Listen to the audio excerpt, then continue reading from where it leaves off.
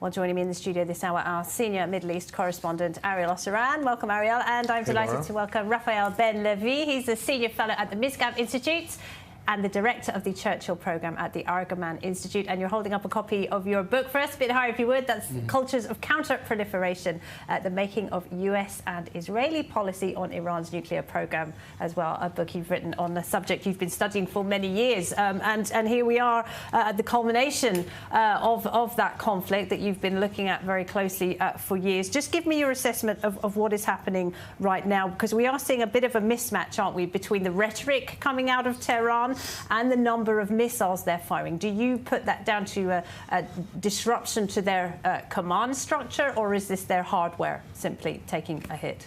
Well, thanks for having me again. And yeah, I think obviously that Israel's operations have, even on the first night, have caused significant dismantling of their abilities to start firing. And at some point, they're starting to look at how much time this is going to go on for and look at how many they have left. And they're also noticing that each time they even start getting ready for a barrage of missiles, Israel's already on top of it. So I think on the one hand, they're trying to spread out and maybe to keep their options open to keep this going for maybe another few weeks if they have to. And I think it's also a result of both the confusion in the ranks of the hierarchy in the army as a result of Israel's assassinations of the higher-ups. And really, Israel had opened this in the first 12 hours. We've sort of proven and went well beyond what most people thought Israel was capable of, even in the past few years, and even up to the day before. And now, of course, it's totally imbalanced. Iran is still trying to shoot rockets at Israel, but and of course, every rocket that gets through is terrible and an incredible act of war.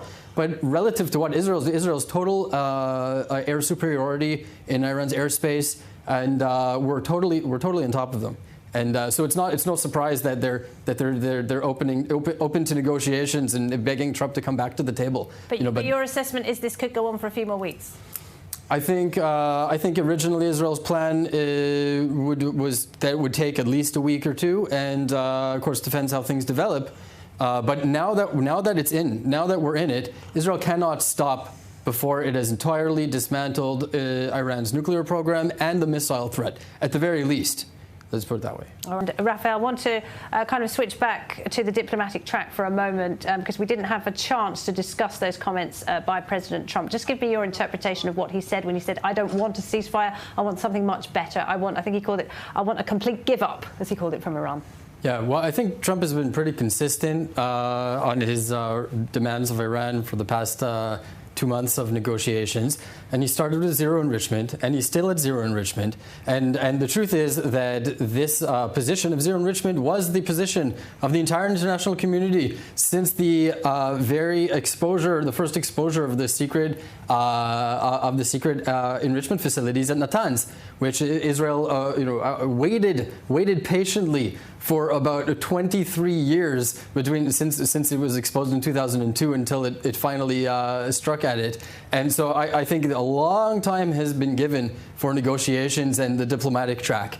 And I think that's exactly what Trump is expressing right now. Were you relieved to hear that he doesn't want a ceasefire? Because earlier in the week he had said, I think it's time for Iran and Israel to make a deal. Yeah, there was a change in tone, I think. Trump has also been consistent in the idea that he's been trying to keep the option of diplomacy still open. He's been saying in some ways contradictory messages that have a certain tension between them. But I think it's pretty clear that in Trump's model of his strategy in foreign relations, America first means America will deal with its primary national interests, but it also means that it will be respectful of other countries and even encourage other countries to take responsibility for their own national security interests. And so in some way, allowing Israel, if he says, I'm not acting myself, but Israel decided that it had to act right now, and I don't think he's going to stand in Israel's way. How far has Israel managed to push back their nuclear program, do you think?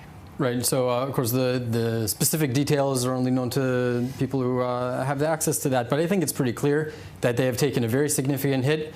But the job is not yet done. And of course, what's the main issue that's on the table in the next coming days is the Fordo facility, because it is, and if Israel must finish and get to this part, I believe it will, because if it doesn't, then what have we done? If we pack this up and wrap it up without doing that, we have not actually met the goals, the goals of stopping any potential pathway of Iran toward a nuclear weapon.